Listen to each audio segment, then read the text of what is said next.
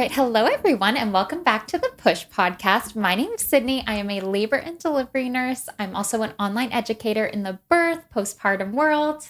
I'm Megan. I'm an OBGYN and clinical researcher. And we have a very special guest with us today. Yes, we do. If any of you, especially you postpartum moms or newly pregnant individuals, have stood in your bathroom with your moisturizer jar in your hand, reading through a long list of ingredients that seem totally foreign and asking yourself, is this safe to put on my skin in pregnancy or postpartum? This is the episode for you. Absolutely. So today we have Caroline Watson with us here. Hi. She is a certified esthetician as well as a laser technician working at St. Thomas Aesthetics here in Toronto in their med spa as well as in their surgical center. And she is here to tell us all about skincare in pregnancy. Yes. So we want this to be a no fear, evidence-supported guide that hopefully gives you the confidence to both look and feel your best and know that you're taking care of your body and your baby during this incredibly important chapter of your life. Absolutely. So without further ado, welcome, Caroline. Thank you. Hi, ladies. Hi. Welcome to the Push Podcast. Thank you. I'm so excited. We are so excited to have you here, and we're so grateful because these are questions that we get so frequently from our listeners and followers, as far as you know, needing some sort of roadmap to know what is actually safe to put on my skin in pregnancy, especially as our skin goes through so many changes during this time. And postpartum as well, right? Like there's so much going on in your body, hormones and everything. And you want to also make sure while you're growing your baby that what you're putting on your face is safe. Absolutely. Yeah. Yep. But before we get too much into the details, I would love to know a little bit more, Caroline, about what brought you to this space to begin with, because we feel like here at the Push Podcast, the human connection to all of this material is sometimes as important as the actual evidence that we're retelling today. So Absolutely. What brought you to skincare? So I have always been passionate about skincare. I was like, when I was a teenager, I was always reading magazine articles about what ingredients you should be using, and then even sunscreen way back then. But I also had a passion for makeup artistry. And when I was in that, I was like really drawn to like healthy looking skin, glowing skin. So that's always been a part of kind of my passion and what I've been interested in. But then it really changed for me after I had my first baby. And so I had a lot of postpartum depression, and I was really struggling at the time with kind of trying to figure out who I was after having this baby, because I had been back at school when I was pregnant. So I didn't have like a career to go back to right away. And I was like, I just felt like, how am I going to answer emails again? How am I going to do, like, I was exhausted. I was overwhelmed. And I remember one of the big things for me was doing my skincare rituals were always so important to me. Like it felt like that 10 minutes either at night or right in the morning that I could just stand there and have like a minute to breathe, a minute to myself. Yeah. And then I remember probably around like 5 months postpartum, my husband's like, you're going to go and you're going to get a facial and you're going to take care of yourself. And so I went, and I'll never forget it because the owner of the spa I went to at the time, she did my facial. She took me in and she's like, you're a new mom and we are going to take care of you. And I always say that, like, I don't know if she actually hugged me that day, but in my mind she did. In my mind, it felt like the entire time I was getting the facial, she was hugging me. And I'm still actually like, I'm kind of choking up because I actually do every single time I tell this story. I just get choked up because it's still such an important memory to me because I left there feeling, I'm not kidding you, I felt like I'm going to be okay. And it was a turning point for me. And it was that day that I was like, I wish I could do that for other people. Like, I wish I could take care of other women, men, like just take care of people when they need it the most, but especially women when they're at that point in their life where they're like, oh my God, like I've just given birth or I've just found out I'm pregnant, and they're scared, they're nervous. Like it's a huge change, right? It's a huge life change. Yeah. So that was kind of when I was like, oh, maybe this is a path I want to take into aesthetics and into that world. And I had always loved taking care of people. Yeah. And it's funny when I even think of, sorry, this is going back a little bit more, but when I used to be a makeup artist, I worked for MAC Cosmetics. Yeah. And one of the most memorable moments there was I was helping a woman who came in and she was just like, I don't know what I need. I just had a baby and I just don't feel like myself. I need help. And I remember sitting her down and doing her makeup like really quickly, 15 minutes. And she turned around and looked in the mirror and burst into tears because she was like, I have not felt pretty in so long. And you just made me feel like me again. So it's funny how the two pivotal moments in my life and in what I'm passionate about revolve around women and their experience with pregnancy and postpartum. Well, and a lot of people might say, well, it's just a facial or it's just makeup. Like, how can it make that much of an impact? But it is so much more than that. And like you clearly said, it's self-care. It's going through those motions and taking care of yourself in ways that look different than just, going to therapy, right? Absolutely. This is our therapy, right? 100%. And I really appreciate you sharing your story because I know there's a lot of women out there listening who probably feel the exact same way. And I think that'll make them feel a lot less alone. Oh, good. I hope so. It's important. It's important to take those 5-10 minutes out of your day to do your skincare and feel like yourself again, right? Because you can lose yourself so easily. Honestly, in the early days of postpartum. Well, as like a recent, newly postpartum, I feel like I've gained some distance from it now over a year later. But those early days postpartum, you're looking for any lifeline to who you were before, right? Yeah. And something as simple as like a self-care routine. Number one, your self-care is in the toilet postpartum, right? 100%. Like absolutely. It is your last survival mode. You're in survival mode, but like that moment to reconnect with yourself, I think is so important. And something that I'm hearing, Caroline, as you're telling us your story and what roots you within this field is also the sense of like a maternal love, right? Like a maternal caring. And I think there is in many ways nothing more maternal than going to somebody and having them take care of your skin and having them make you feel beautiful, and having them like really provide that kind of service for you. And so like let me take care of you right now. Like this is your time.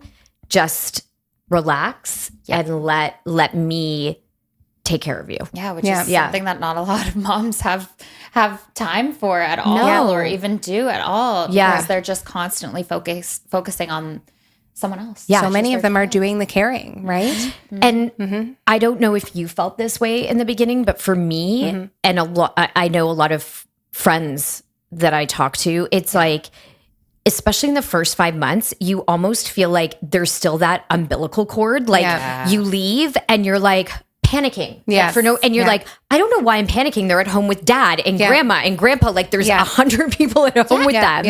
And you're like, adjustment. And it wasn't even for me. It wasn't a guilt thing. Like I didn't have guilt. It was like a deep like fear that it's like I had this attachment that I was like, I am not actually in the same room as my baby anymore. Oh my God. Like I was panicking. So that just being able to step out of that and have someone say it's okay and like bring you down and like also touch, right? Like human touch and connection. So like it's just so important. It really is. Yeah. So now that we kind of know a little bit of why you went into this and your story behind that, let's kind of dive into what really happens to your skin during pregnancy, because I feel like that's the starting point of all of this before we go into, what ingredients are safe and not safe during pregnancy.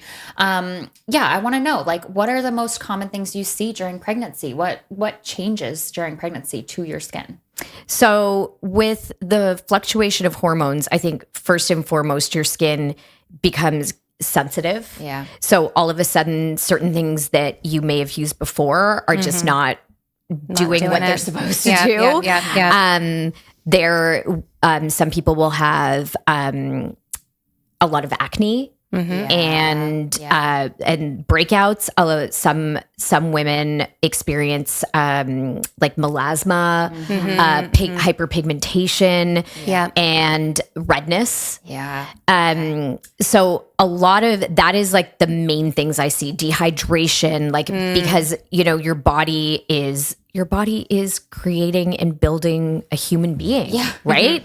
So everything is going to that. And then of course, along with that, if you're sick, if you're constantly sick and you're not sleeping, right? So all of that plays a factor. And what ends up happening is you have the sensitivities, you have the redness and the dehydration. So that's what I see the most of. Common complaints. And you know what? I'm glad that you brought these up because, all of these things are really rooted in real physiology in the changes that our body undergoes during pregnancy specifically. Melasma is one that I constantly have patients asking me about.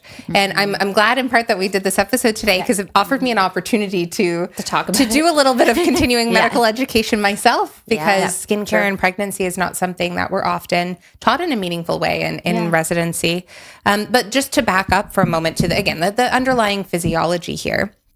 Melasma, for those who may not know, is a skin condition that is quite common in pregnancy, basically where we can start to get like patchy, darker discoloration, specifically on the face. And it happens for a good reason. Certain hormones in our body, but specifically estrogen and progesterone, as well as melanocyte stimulating hormone, rise at times of pregnancy, and that makes those pigment cells in your skin extra sensitive. Now, that doesn't create dark spots on its own, but they prime your skin to be ready to lay down more pigment. And sun exposure is a major reason for that. So when you add sun exposure to this priming, those pigment cells go into overdrive, and you get those darker patches, especially on the cheeks, forehead, and the upper lip. This usually occurs in the second or third trimester, and that's usually when those hormone levels are at their highest, but really it can show up at any time in pregnancy, especially if people are getting a lot of sun exposure. Now, acne for its part is also kind of hormonally rooted, as it often is. All I think of is like, the breakouts you get around your period, right? Like that's hormonal too. So pregnancy is the same. Puberty. Androgens, those male pattern hormones and testosterone specifically rise at certain times in pregnancy, and they can make the oil glands in your skin more active. But it's more than just the hormones as well. Pregnancy shifts your whole hormonal balance, as well as your immune system. And we often see increased inflammation in the skin at that time too. And so that's why some people break out more, while other people might actually experience an improvement in their acne during pregnancy. And then finally, the sensitivity that you mentioned as well, Caroline, I think still, again, has like rootings in physiology that we see very commonly. Pregnancy shifts the balance of lipids, which are basically the fats and oils that keep your skin barrier strong. The overall amount decreases, and the structure of that important molecular balance shifts. And so that makes the skin less effective at holding in moisture during pregnancy and less effective as well at blocking irritants. Higher estrogen levels as well can make the skin more reactive when inflammatory triggers happen. And so this combination explains why people experience more dryness. Itchiness is a common one I see as well, just like global itchiness, as well as increased sensitivity at times of pregnancy. Now, I'm sure you get a lot of these questions, a lot of these complaints kind of coming into your office, coming into your clinic during pregnancy itself. What are some of the medications that you might recommend and some of the things that are safe to use to address some of those concerns in pregnancy? Or even in general, right? Like I'm sure, how often have people come in like with their moisturizer or their like serum in hand saying like, can I use this? Exactly. And I'm so glad you said that, because a lot of what we're addressing today like is like a global concern too, right? So when someone comes in and they're pregnant, the first thing that we kind of go through is like, and what I do with everyone is like, what are you currently using? And then of course we discuss what we need to stay away from. Right? And I think, the biggest ingredient I think that everybody talks about that is a no-go is retinol. Yeah. Right? Yeah. So we need to stay away from retinol and we need to stay away from hydroquinone. And hydroquinone is what we all use typically to help treat pigment. Right, it's like the go-to.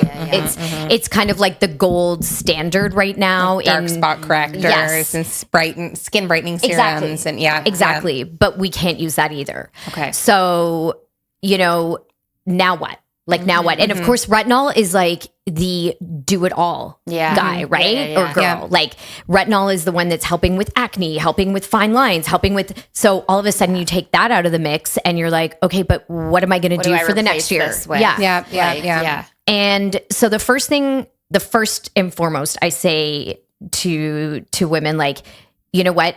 It's only about 10 months, first of all, and also, there are other things we can do that will still help to take care of these concerns. And it may not be your top choice or what you're used to. But right now, our main concern is obviously the baby, but also making sure your skin is like the barrier is functioning properly, right? And that you're hydrated. Like that is what I say is like the main focus. Yeah. So I imagine skin barrier is almost like a foundation in this context to like all of the other concerns. Are you telling me that slugging is actually legit? Okay. I might get raked through the coals for this. Oh no. I don't call it slugging, but I actually have a version of it that I love. Okay. So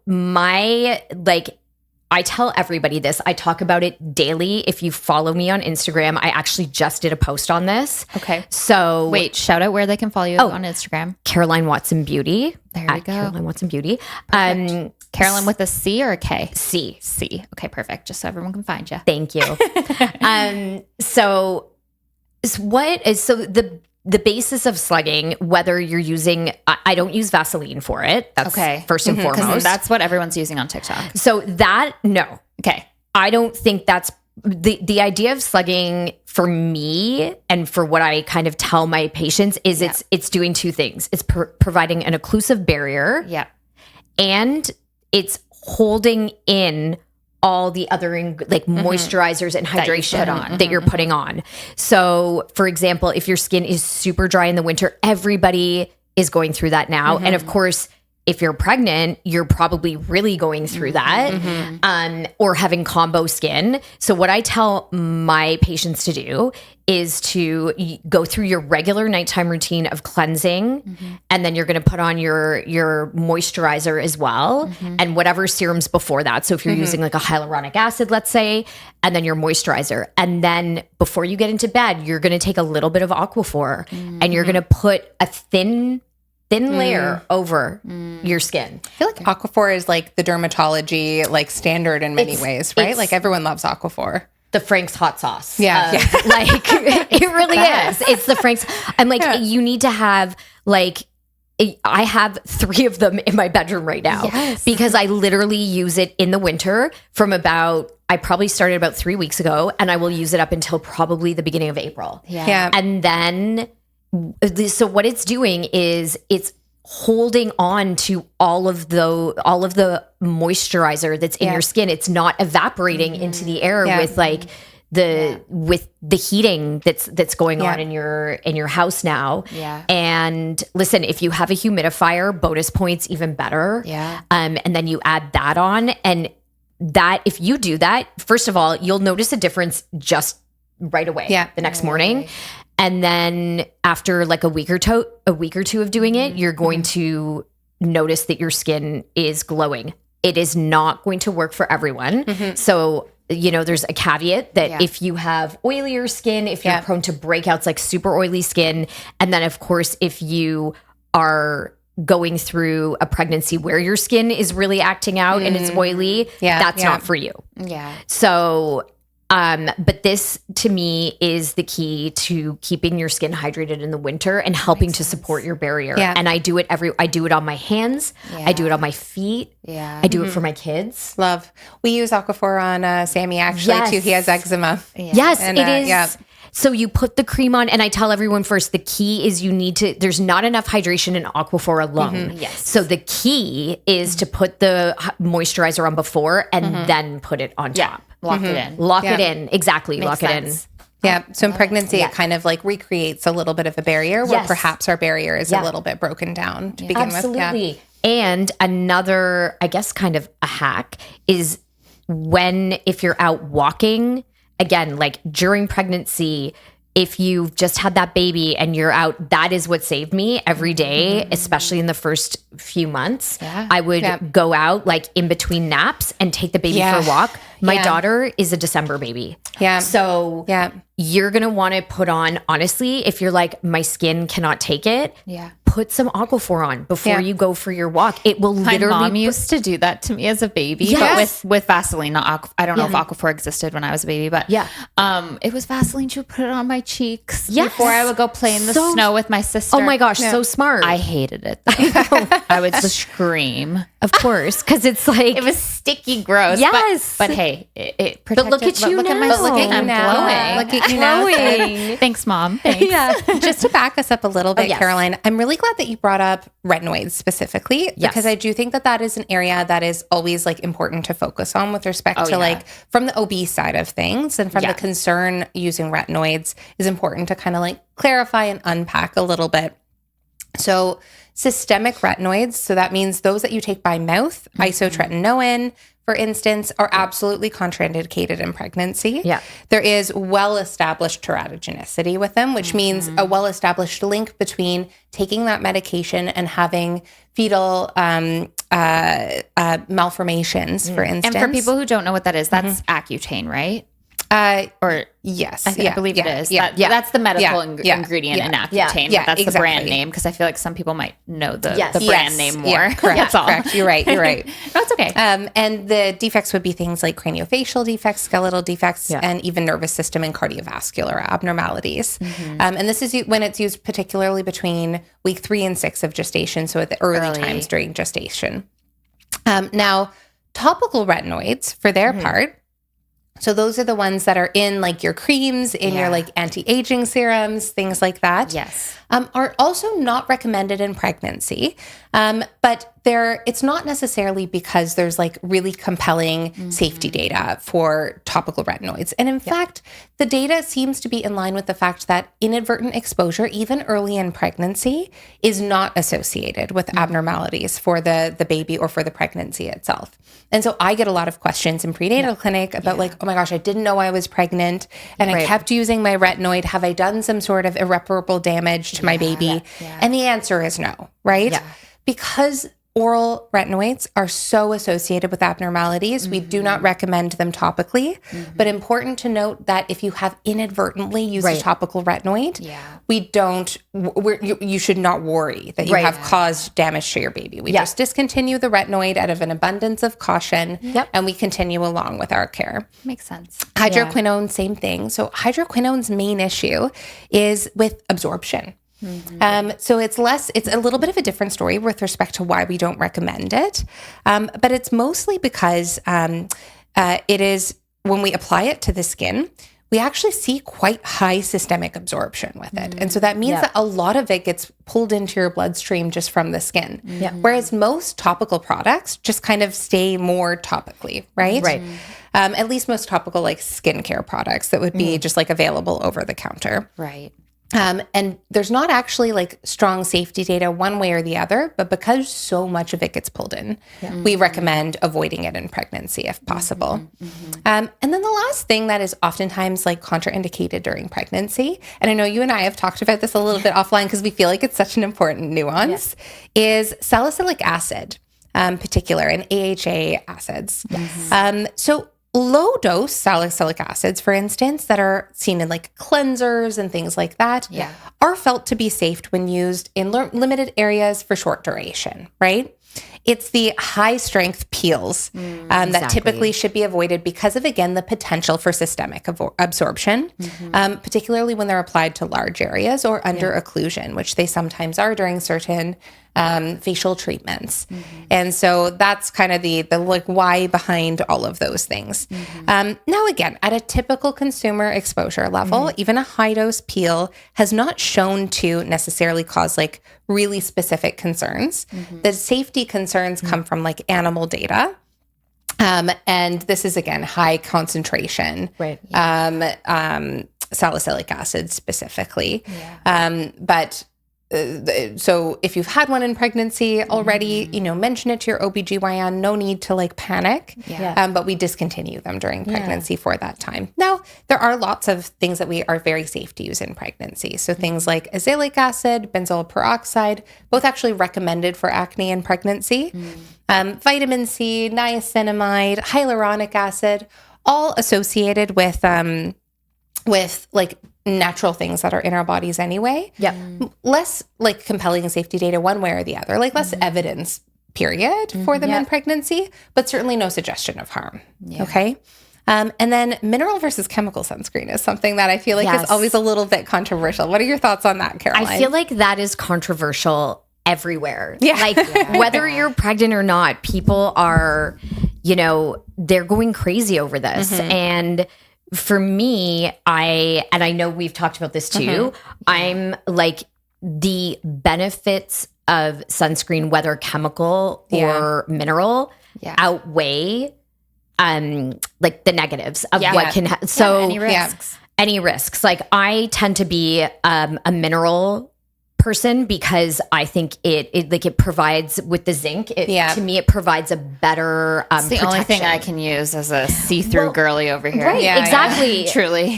And that's how I feel about it too. I feel like people in general are not putting on enough sunscreen, period. So at least if they're using one that's mineral with zinc, they're getting a little bit more coverage. And then and beyond that, I find that people have less sensitivities to the mineral, right? So just overall, that's why I recommend it.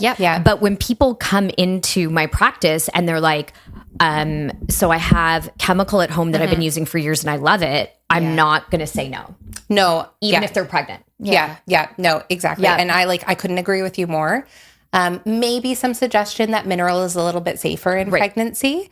But using sunscreen, period, is definitely safer than not using sunscreen. Especially at a time in your life where you may be more sensitive to the sun in general. I know the only thing some people hate about mineral sunscreen is like the white cast, right? Especially if you have darker skin tones. Absolutely. That's the only issue. Like, even for me, when I use it, it's quite white, right? That's the only, I guess, complaint I've seen online. But I feel like there's some good brands out there that have, you know, kind of figured out the white cast. Color Science is really great. They have such a broad range of mineral sunscreens that are different shades tinted. Amazing. And so I think that that's a very good option. There you go. And then again, if it comes down to like not wanting to wear a mineral sunscreen because it's of that cast you get from the zinc, then definitely go for the chemical. Totally. That makes sense. All right. Well, we've kind of talked about some of the preparatory things you're going to see in your own clinics, not in your own clinics, in your own bathrooms. Bathrooms, your clinical toilet. Yeah, in your clinical toilet. Yeah, exactly. But in prepping for this episode, Caroline and I and Sydney kind of came up with like a few like really common things, really common presentations to Caroline, to the med spa. And like some of the things that I expect between these kind of big four pregnancy skincare problems, probably anyone listening who's been pregnant has experienced in the past. So the first of those is pregnancy acne. So Caroline, for those individuals who unfortunately have like a worsening or a flaring of their acne during pregnancy, what do you do in practice? What does this look like for you? And what's your assessment kind of for those patients? So for me, again, going back to what we were discussing in the beginning when someone comes in, the main thing for me when I have a patient who comes in and they're pregnant is let's look at what you can do at home. Like that is the most important. And that is going to be like, I'm going to recommend. So if they're breaking out, if they've got the acne, it's going to be a soothing cleanser. It's still going to be something that is respecting the skin barrier without being too drying. Again, as you had mentioned, Megan, you can still use a gentle salicylic cleanser. So we can definitely explore that if your skin isn't too sensitive. And then after that, we're going to look at products that are going to help to decongest the skin and help with that extra oil production. But also, again, then maintaining the skin barrier. So oftentimes people will shy away from moisturizer because they're worried that it's going to clog their pores more. But that couldn't be further from the truth, right? So in pregnancy, what is safe is we can do a clay mask. So a nice clay mask a couple of times a week, 3 times a week, niacinamide, because that's going to help with inflammation. It's going to help with a brightening as well, which we want to make sure that we don't have a lot of PIH, which is post-inflammatory hyperpigmentation. So those ingredients are all safe. So there's sorry, I'm just not like at all. thinking, is that the darkness that like after you have a pimple, that's the darkness that stays there? Yes. I had no idea that was a thing. Yes. Yep. But I've had it. Like I've had it. I just didn't know what it was called. I feel like I get it more now than I ever did. Yeah. And it's like that red, it can be red, it can be brown. It depends on your skin tone. It depends on how your skin reacts to it. So it takes forever to go away too. I feel like I've like had spots from I still have some. I still have some, and it's like again, there's other things after pregnancy we can do to help treat those. So don't fret. Like we can do, there's lasers and there's BBL, which is broadband light. So I always want my patients to know there are things we can do and treatments we can do after pregnancy that will help with this. So right now, let's do the best we can with everything we have. And there is a lot. And know that we can treat this after. Right? Yeah. Fair. So with the acne, again, like I said, niacinamide, again, you can use a salicylic cleanser. And then you're going to want to do like a clay mask or something along those lines every maybe 3 times a week. Lovely. Just from the medical side too, for like refractory acne. I think important to mention as well for those with like really inflammatory acne, topical antibiotics are also still safe in pregnancy. And so that's obviously something that often you'd have to see your family doctor or dermatologist for. But topical erythromycin or clindamycin and benzoyl peroxide, safe to use in pregnancy. Even oral antibiotics for short courses are safe to use if inflammatory acne is really kicking up. And similarly, intralesional, like injections of cystic acne with corticosteroids or even short courses of oral corticosteroids in really severe cases can certainly be safe, especially when done in conjunction with your whole healthcare team. I want to actually that's really an important point because in my practice, if someone comes in and they're pregnant and they have something that is inflammatory or cystic acne, I would definitely first refer them to a derm, right? Or go see their OBGYN about it because as you mentioned, there's so many other things that are safe to do. And if it's at that level, then there's definitely a need to seek medical intervention, right? And then you can come back and work with me for other things, right? But I'm so glad you mentioned that because that is so important. If I see anything like that, the first thing I'll say is please go see, your GP, your OBGYN, and go to your derm because there are things that you can do. Yeah, and don't feel silly for bringing up your concerns about that. Absolutely not. Cystic acne can actually be extremely painful. Yes. So painful. Yeah, absolutely. And it's like just because you're pregnant doesn't mean there aren't solutions that we can do. So yeah, absolutely.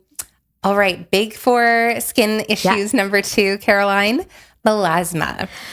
How do we approach melasma? Oh my gosh, melasma is such a can we like say bad words on this podcast? Oh, Yeah, for sure. I think We so. swear all the Yeah. time. It's a son of a bitch. Yeah. Like it really is. Yeah. Like, you know, yeah, like, so the biggest thing with melasma is you'll never be able to fully get rid of it, especially during pregnancy, because it is so tough. Like even after pregnancy and beyond, like you're still always going to have to treat it. So that's number one. So don't ever feel like, oh my gosh, I have to deal with this now. I have to get rid of like, you know, because it will be something that's gradual and that you have to do bit by bit and be consistent in treating it.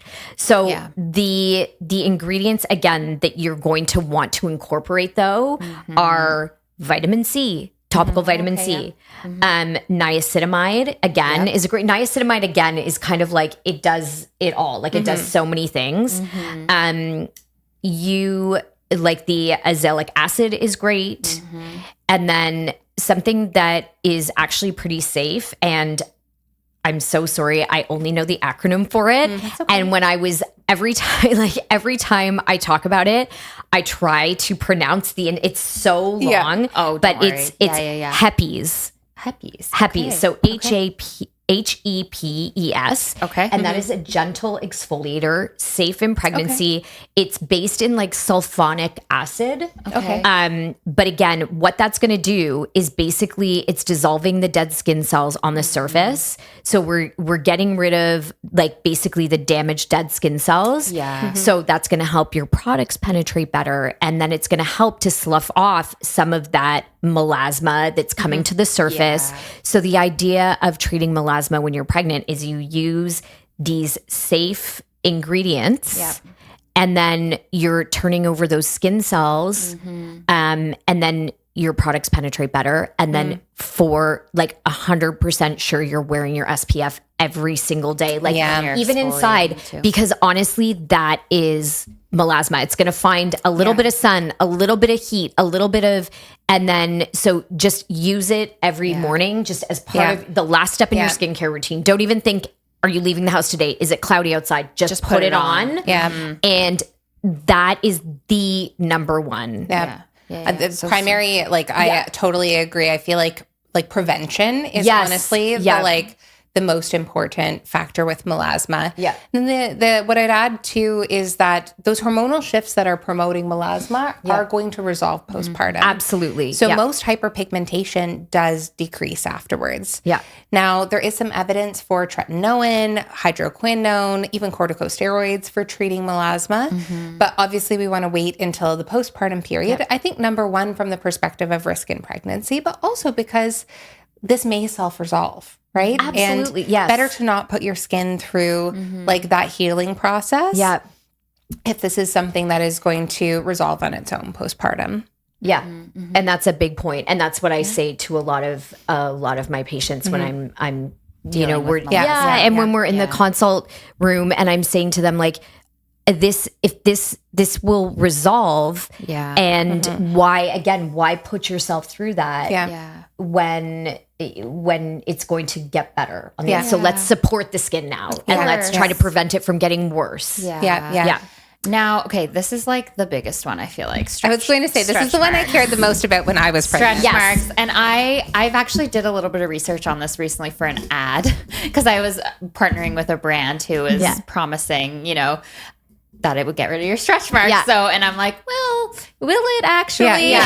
And I did, from my little bit of research, I was able to find that a lot of times stretch marks is genetics. That's a big thing. And usually a lot of these products, it's not that they're bad, they're still great, but it's usually for comfort and for keeping your skin moisturized, especially as it's stretching and growing. It gets really, really itchy, right? Like, oh my gosh. I know it can be super uncomfortable. I mean, I haven't experienced it myself, but I've taken care of lots of patients who have, and I would love to have, you know, to pick your brain about stretch marks. Like, what do you recommend for your patients who come in who are concerned about stretch marks, whether it's during pregnancy or even not, right? I have stretch marks now, and I haven't had a baby. You know, so you know what, you're right on the money with all of that. Like stretch marks are, a lot of it is genetics. A lot of it is just honestly like how your body is growing or changing. Yeah. And it happens to a lot of us during puberty too. Exactly. So I was, I guess, fortunate, you can say. Like, I have stretch marks from puberty. I did not get any stretch marks throughout my 2 pregnancies. What I did, whether or not this was, and this is what I recommend, is, again, always goes back to hydration. The more you hydrate, it's like, imagine like a dry elastic band, right? Yes. So if you're ever like putting an elastic band around something and it just like, but then if you have an elastic band that is like, you know, a new one that's all like, you can stretch it like crazy, right? So that's kind of the analogy I give to people when I'm talking about treating their body through pregnancy. And my kind of secret sauce was I used 2 things. I layered 2 things. So I used, can I talk about like the actual product names? Yeah, go for it. So we just disclosed we're not, no one pays us anything for this. Yeah. So I shouldn't say that. I don't think what I'm about to mention, but you can tell me if they do. Yeah. But our affiliations are clearly denoted as they should be. And as with anything. I'm recently working with bio oil. Yeah. If that's what you're about to say. I was about to say bio oil. Yeah. Okay, so there you go. I do love them. Like, I used them previously before. I wouldn't partner with anyone I didn't recommend. But please keep going. So I didn't know that until this second. So I'm going to go. So bio oil through my pregnancy. I had a bio oil in my bathroom, and then I had the Palmer's. Everyone swears by that. It's like Palmer's cocoa butter. Yeah. I use their lip balm. I love it. So it's the base of it is like shea butter, but again, with a lot of these products, you want to just make sure. Like, I did my research, so I was like, is this like a good amount that's in here? Is this the appropriate amount of shea butter? Like, I knew it was already pregnancy safe, but then I just wanted to do a bit more digging, and it's so hydrating. So every single morning I would get out of the shower and I would slather like my belly and my thighs. Your booty. You gotta do it everywhere all. down the sides, and I would do both of them together. Yeah. And I would, I think I started with the bio oil because it becomes more of a dry oil and like that soaks in. Yeah. And then I'd put on the Palmer's. And I don't know. I feel like I didn't get any stretch marks from pregnancy. But again, like we were saying, it could be genetic. I know my mom didn't. But it felt good too, but right? It felt like your skin good. needed it. And it gave you that moment of self-care too during pregnancy that you need. Yes. So I think what's interesting when we look at efficacy for prevention of stretch marks, I mean, as you mentioned, Caroline, like they're incredibly difficult to prevent. Yeah. And trust me, as the wife of a plastic surgeon, I also was like, I'm almost ashamed to admit, because there's nothing wrong with getting stretch marks. Yeah. And most of them are hidden in places that people don't ordinarily see. Yep. But I really found myself a little bit like circling the drain thinking about stretch marks, especially as I approached my 3rd trimester. And so I asked about everything as well. So stretch marks are not just stretch skin, which is what makes them so difficult to treat, right? Yeah. They're actually a type of scar that's formed deep underneath the skin. So underneath a microscope, if we look at the skin during a stretch mark, the skin is thinner and the collagen fibers become disorganized. And it kind of looks like the scaffolding of the skin has been pulled apart. And the cells that build collagen start behaving differently in that context too. So they switch on kind of a scar forming pathway as opposed to a collagen building pathway. Yeah. And turn off some of the pathways that usually help prevent scarring. Okay. So they're kind of like a deep scar as opposed to like something that happens superficially. But what's interesting, I think, with respect to things like our creams, our oils, our serums that are often marketed towards stretch marks, I mean, you're correct in saying like there's not necessarily a lot of evidence to support their use. But what there is a little bit of evidence for emerging is for massage with those things, right? And so there's a theory that perhaps the mechanical effect of massage is maybe the active component in some of these studies, right? For prevention of stretch marks. Because we know that when we try to isolate separate components from moisturizers themselves, they don't necessarily prevent the striae, but they do make your skin feel a lot better. Yeah. Right. And Yes. and the dryness and the itching and all of those things come in conjunction often at the same time and are worst when our skin is like pulled the tightest in third trimester. It can't do any harm to have some lotion and oil and a massage during pregnancy. I think that should be like a necessary thing. Oh, so 100%. yes, I did get pregnancy massages. There you go. So maybe that helps too. Who, you know what, it could have, and now that you're saying that they present, like when you look at them under the microscope, they're like a scar. Yeah. We know that scar is benefited by massage. Yeah. So I'm like, wait a second, connecting the dots. And again, that's all part of self-care. And it's, and you know what? I've heard that the baby likes it too. Like the baby loves that, like the interaction, right? Yeah, just like that. That so, and I know I used to get like actual belly massages when I was pregnant. Cool. Yeah. So, and it was amazing. So yay to all that. Just you go get your massage and you've got like, you open up a kit. For your RMT. You're like, okay, so we're going to start with the bio oil. And then we're going to move on to the Palmers. Oh my gosh. I love my Palmers lip balm. It looks like a glue stick. Have you seen them? Yes, I have. Huge. Yeah.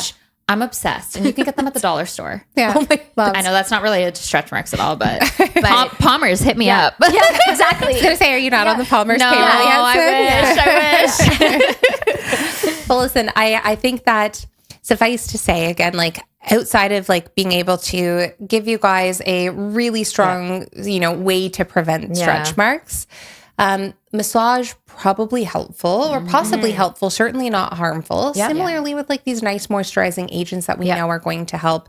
As much as I know, and as much as like I have a partner who like works exclusively like with the surface of the skin in many ways, I still used vitamin E oil every single day on my belly through my pregnancy as, a moment of reconnection with my body, but also to do something that I felt like was potentially preventing them. Now, postpartum, there are some methods of treating stretch marks that have some efficacy for them.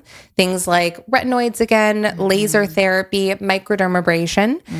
But again, best approached in a postpartum period as opposed to like as a preventative method. And some of those, as we say, are like not necessarily recommended in pregnancy. Now, last one, Caroline, for our like big four, are rosacea and barrier issues. Yes. How do you approach reactive skin in pregnancy? So reactive skin in pregnancy is actually very similar to how I approach it with people who aren't pregnant, because especially in the beginning, if someone's skin is very reactive and we have barrier damage, we're really paring down what we're doing as far as ingredients, but also in clinic treatments. And so I know we haven't touched upon it, but this might be a good point for me to talk about in clinic treatments, because there still are, there's one that I've kind of like a pregnancy facial that I do. And it's pretty similar to what I would do if someone has compromised skin or post-op. Right? Someone's coming to see me. They are, post-op, maybe like a month or two. We can't do anything too aggressive. But someone's skin is so dehydrated and still inflamed. So what I do is we're going to pare it back. You're going to use like a soothing cleanser or a creamy cleanser. And then you're going to make sure that you're using like a really great hyaluronic acid. I can't speak highly enough of that, because it's getting deeper. So hyaluronic acid, it's not an acid. So for anyone listening that is unsure of what hyaluronic acid is, it's found naturally in our skin. And of course, as we age, like many things, it declines. And then also, but it's there. It's not an exfoliating acid. It's actually a hydrating acid. So it's pulling water molecules from the air and it's pulling it deeper into the skin to give you that plump, like full look in the skin and that hydrated look. So I would say in like North America, Canada, especially, and it doesn't matter what skin type you have, whether you're oily, whether you're combo or dry, everybody is dehydrated because of our climate controlled weather and like the dryness of our winter. So when someone comes in, the first thing and hyaluronic acid is safe in pregnancy, like we had talked about. So that's something that I'm going to add. Yeah. And then anything soothing, like we want like a barrier cream almost. So like sometimes I'll recommend something that's just a really bland barrier cream that's just going to help the skin to like become replenished, if you will, right? Yeah. So we're kind of like, and again, what I do with a lot of my rosacea clients is I actually take away the actives in the beginning. So if you're pregnant, that's great because I'm just kind of giving you a very similar protocol. Right? Yeah. The only difference is in my in-clinic treatment. So that's where the change comes. So like if someone isn't pregnant, then we can start looking into lasers or IPL, like a BBL, right? Because that is the best thing to treat rosacea. But we can't do that not during pregnancy. Now, my understanding with that too is that it's generally considered to be safe to use laser and IPL in pregnancy, but it's not necessarily effective or not necessarily your best tool at your disposal. Is that correct, Caroline? Well, like kind of, I think there's a couple of things. Number one is they haven't done a lot of testing on IPL or BBL during pregnancy.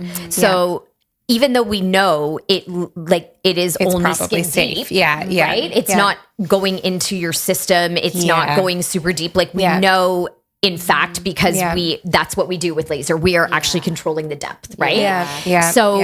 But also, you have to consider how sensitive your skin might be. So going back to that hormone fluctuation, that is my biggest concern is that with these devices, you can burn. We can do more harm than good. You can do more harm than good. Absolutely. Yeah, that makes sense. And so we want to dial it back in pregnancy to be gentle. And like, honestly, as cheesy as this may sound, we want to like honor our body and take care of it and be like, you know what, you're busy. You're creating. So let's just put like almost like a blanket on your skin, right? Let's just be really gentle and really careful. And so that's how I approach it. And then in clinic, so I actually do, I was certified in SFL massage, which is called sculptural facelifting. It is not a facelift.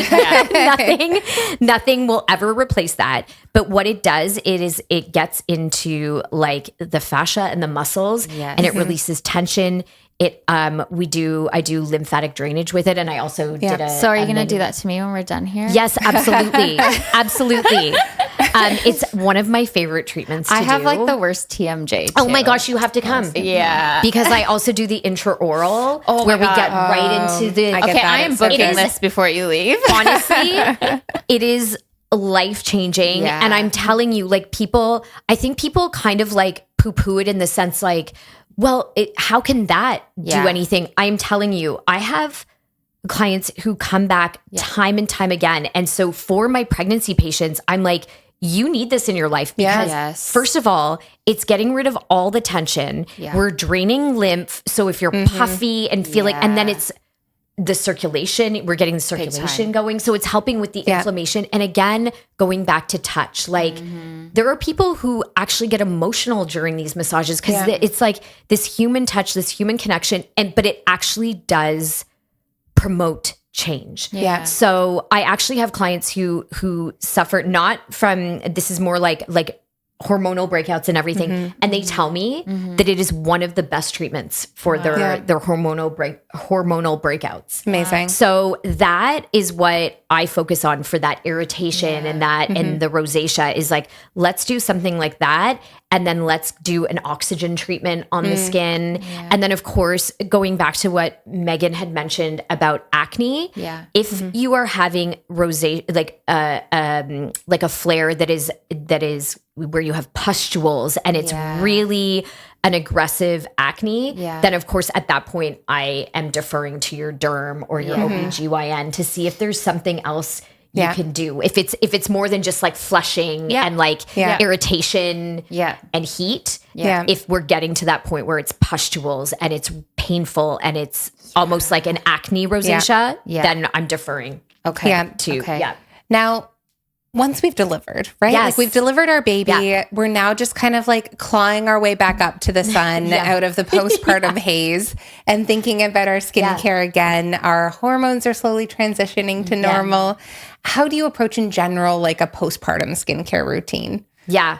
So everyone's going to hate me, but so in my practice, safety is always number one. And if you are breastfeeding, if you choose to breastfeed, we need to wait until you stop breastfeeding to do almost all treatments, because believe it or not, a lot of them are still contraindicated.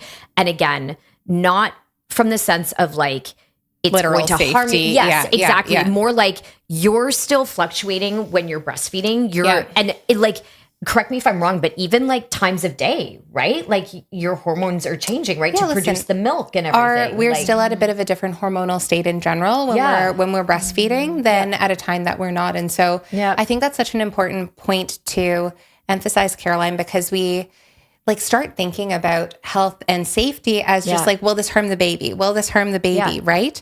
But truthfully, your skin is still kind of going through it during breastfeeding, right? And a good consideration is like, is this good for my skin at this time? Absolutely. Right? Should I be doing these active things if my skin barrier is still fluctuating, right? If it's still changing. And again, all of it might resolve. Yeah. Right? Yeah. It could resolve once you're finished breastfeeding. And now you've had the baby. So also think about like, is this good for me? Yeah. And listen, I get it more than anyone else, like wanting to get back in. And I've actually had quite a few patients recently that I've done consultations with who are in that, like they're breastfeeding and they're like, I want to do a laser. I want to deal with the fact that I feel not myself and my skin is, I feel like I'm seeing fine lines and nothing looks the same.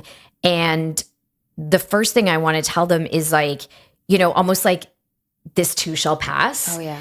Because we're still dehydrated. We're still not like, our body is still getting back to normal. And like, what is it they say? Like, even just having a baby, like your body has just gone through so much that like that alone, you're still healing from that for a while, right? So I tell people like, you don't want your body fighting to like heal from like a laser or something because maybe it won't heal as well, you know?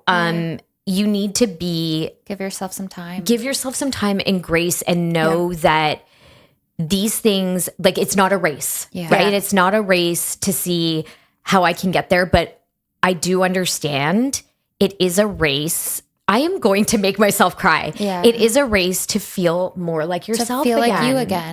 Right? And I feel it, like I feel it through when I'm doing even like virtual consults, like I can feel it, like I can see it on their faces when I'm like, we can't do halo laser right now, or we can't do, and they're looking at me like, but what, I've been waiting for this, like, please. And I'm like, just come in and let me take care of you. Like, let's just do that first.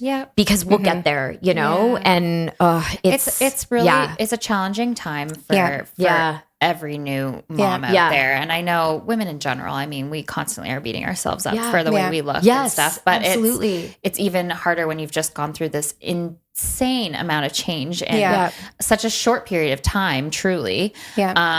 So for anyone listening who's feeling that way, like it will get better. Give yourself grace, give your body grace. Be kind to yourself. You just did so much. I know. I think that's why it's so helpful to have like a guide through this skincare and self-care postpartum as well, because we know that most topical skincare treatments are safe postpartum, right? Even retinols are safe postpartum, although oral retinols we still don't recommend if you're breastfeeding. Topical retinols are felt to be completely safe while breastfeeding. Just nothing on your nipples. Nothing on your nipples. Which I think is pretty self-explanatory. That is a major caveat to most skincare while breastfeeding is that what is safe on your face may not be safe on your nipples as your baby goes to ingest it. But guys, lanolin nipple cream is great for your lips and your nips. Just putting that out there. Yes. Have you ever tried that? I have not, but I was talking to someone about it the other day. It wasn't you, was it, Megan? I don't know. I was talking to someone literally yesterday about this. Yeah. And they were saying that they use their lanolin nipple cream On your lips. On their lips. It's so good. And I'm like, well, of course. Lip gloss and nip gloss. That's what love Mama it. Nurse Tina says. I love nip gloss. Love it. Love it. Well, guys, I just want to plug quickly a few things that would make me that I would be like so happy to receive a consult from an esthetician or a dermatologist, and certainly reasons why I would want to see my pregnant patient for a dermatologic issue. Yeah. Some of those things are like any new rashes, right, that are occurring in pregnancy. Yep. Which happens. Yeah. Which happens, For right? sure. Yep. Whether that be something that shows signs of infection, whether it's like associated with fever or pus associated with those, whether they're sudden painful or blistering lesions, whether they're, more like plaques that are itchy. Yes. Those all have a variety of different medical underlying conditions that can be causing things like that, and certainly have some pregnancy associated rashes and dermatologic conditions as well that we can often treat effectively. Things like intrahepatic cholestasis of pregnancy as well can have significant fetal impacts. So that oftentimes presents first as broad itching, particularly on the palms of your hands and the soles of your feet. And that certainly requires close follow-up with your OBGYN and likely even induction. Yes. Starting at 37 weeks because of the association with stillbirth. And so requires treatment. Requires treatment with ursodiol and again, close follow-up with your OBGYN.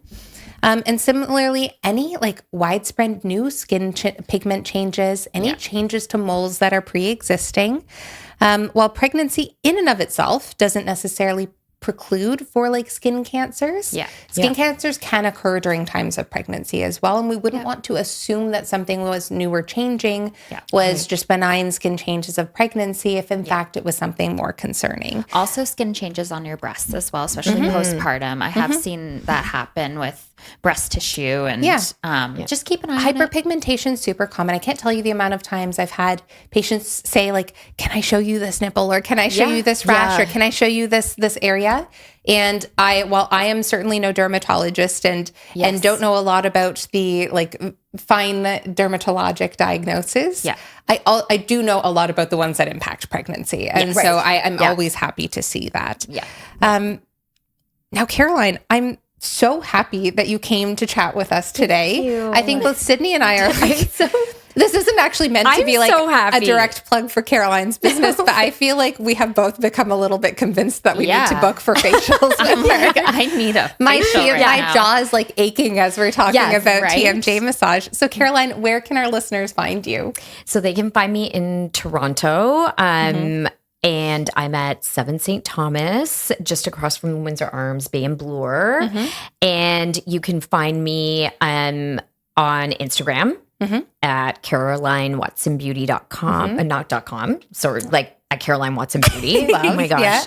And then I do have, so I am on the For Plastic Surgery website. And then I also have a Caroline Watson Beauty website just to kind of streamline all of what I do at St. Thomas Aesthetics in the clinic.